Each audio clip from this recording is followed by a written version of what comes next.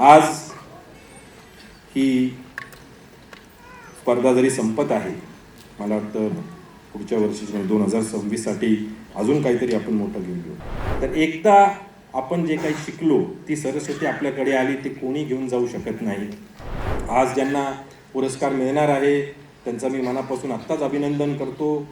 ज्यांना नाही मिळालं, तुमच्यासाठी हा स्टेज सदैव राहणार आहे. दरवर्षी या, इथं सादरीकरण करा, तुम्हाला 100% कधी ना कधी यश नक्की येईल. अहिल्यानगरच्या ग्रामदैवत श्री विशाल गणपती यांच्या चरणी अभिवादन करून, तसेच महाराष्ट्राचे आराध्य दैवत छत्रपती शिवाजी महाराज यांना मानाचा मुजरा करून आपण सुरू करत आहोत आजच्या या अहिल्यानगर महाकरंडकचा पारितोषिक वितरण समारंभ. 12वा वर्ष आहे आणि या वर्षापासून एक नवीन सुरुवात झाली आहे. नवीन सुरुवात म्हणजे आमच्या गावाचं नाव बदललं आहे.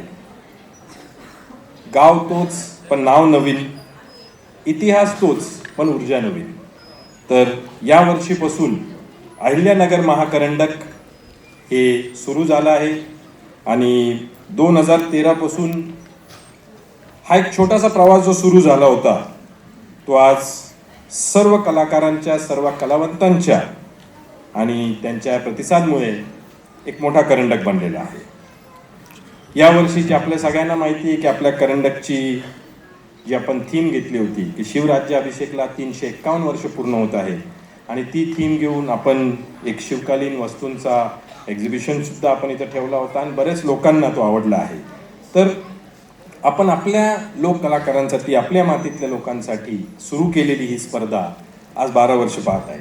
तसं तर 13 वर्ष आहे, आपण कोविडमुळे 1 वर्ष करू शकलो नाही. तर 12 वर्ष पूर्ण आपण पुढे चालत जात आहोत. दरवर्षी या स्पर्धेचा दर्जा वाढत आहे आणि त्याचप्रमाणे आपण पाहत आहोत की एकापेक्षा एक एकांकिका इथं सादर झाल्या आहे. मागील 4 दिवसात आपण फार वेगवेगळ्या विषयांवर इथं एकांकिका पाहिल्या. लोकांनी संपूर्ण, आपण जसं म्हणतो की भारतातून जे काही संस्कृती आहे ती घेऊन इथे एकापेक्षा एक एकांकिका केल्या.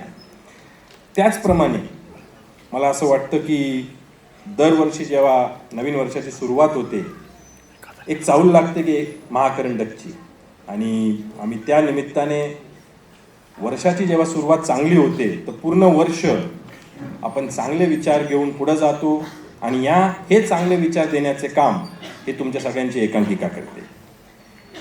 आपले जे यावर्षीचे परीक्षक होते, मी त्यांचाही मनापासून आभार आणि स्वागत करतो. आपले जुने म्हणजे यावर्षी परत आलेले परीक्षक प्रवीणजी तरडे सर, प्रवीण सरांना कोणी ओळखत नाही, पण दरवर्षी जेव्हा ते येतात तेव्हा एक नवीन ऊर्जा, एक नवीन शक्ती घेऊन येतात. आणि प्रवीण सर, आपला आभार आहे की आपण, आणि आपलं स्वागत सुद्धा आहे की आपण आलात. आपण 4 दिवस या रंगमंचाला दिले, या सगळ्या कलाकारांना दिलं. त्याचबरोबर आशिषजी वाघ आणि मयूर हरदासजी सुद्धा आपल्याबरोबर यावेळेस आपले परीक्षक होते. त्यांनी संपूर्ण 4 दिवसाचं परीक्षण केलं आहे आणि मला वाटतं 4 दिवसात त्यांनाही बरंच काही नवीन शिकायला मिळालं असेल, नवीन काही पाहायला मिळालं असेल आणि ते सुद्धा काहीतरी नवीन इथून घेऊन जाणार आहे. मी मनापासून स्वागत करतो उमेशजी शुक्ला सरांचं की ते पहिल्यांदा अहिल्यानगरमध्ये आले आहे. काल त्यांनी जो एक कार्यशाळा इथं घेतली लोकांसाठी, त्याचा फायदा संपूर्ण कलाकारांना होणार आहे. सर, आपका अहिल्यानगर में स्वागत है. और आपने कल छोटी छोटी चीज़ों पर टच किया था सभी आर्टिस्ट को. मैं खुद भी देख रहा था end as a may be मैं सिर्फ एक स्पेक्टेटर हूँ, बट मुझे भी उससे काफ़ी कुछ सीखने को मिला है. Thank you sir, thank you for coming. तसेच आपल्याबरोबर आज प्रसिद्ध अभिनेत्री क्षितिजी जोग सुद्धा आहे आणि हेमंतजी डोमे आहे. मी त्यांचाही अहिल्यानगर महाकरंडकमध्ये स्वागत करतो. म्हणतो आपण एकदा जोरदार टाळ्या त्यांच्यासाठी सुद्धा वाजवल्या पाहिजे. झी युवा जे आमचे पॉवर्ड बाय पार्टनर आहे आणि त्यांचा नेहमी सहयोग आपल्याला असतो. ही स्पर्धा ज्या फाउंडेशनमध्ये होती ती म्हणजे आमचा जो फॅमिलीचं फाउंडेशन आहे शांतिकुमारजी फिरोदिया मेमोरियल फाउंडेशन, आणि याला आयोजन महावीर प्रतिष्ठान करतं. तसेच फक्त ही स्पर्धा नाही तर आमचं फाउंडेशन आणि महावीर प्रतिष्ठान मिळून आम्ही एक फिरतं अन्न छत्रालय चालवतो, जो 2021 पासून चालू आहे. आणि मला वाटतं आजपर्यंत 4 लाख लोकांना आम्ही मात्र 10 रुपयामध्ये फूड पॅकेट देतो, की ज्याची बनवण्याची किंमत 22 रुपये आहे. पण बाकी जी कॉस्ट आहे जी आमचं फाउंडेशन बेअर करतो, आणि तो वर्षभर चालणारा उपक्रम आहे. तर फक्त हा स्टेज नाही तर संपूर्ण शहरासाठी काही ना काही काम करण्याचं काम महावीर प्रतिष्ठान आमचं फाउंडेशन करत राहतो. आज ही स्पर्धा जरी संपत आहे, मला वाटतं पुढच्या वर्षीची म्हणजे 2026साठी अजून काहीतरी आपण मोठं घेऊ. आज ज्यांना पुरस्कार मिळणार आहे त्यांचं मी मनापासून आत्ताच अभिनंदन करतो. ज्यांना नाही मिळालं, तुमच्यासाठी हा स्टेज सदैव राहणार आहे. दरवर्षी या इथं सादरीकरण करा, तुम्हाला 100% कधी ना कधी यश नक्की येईल.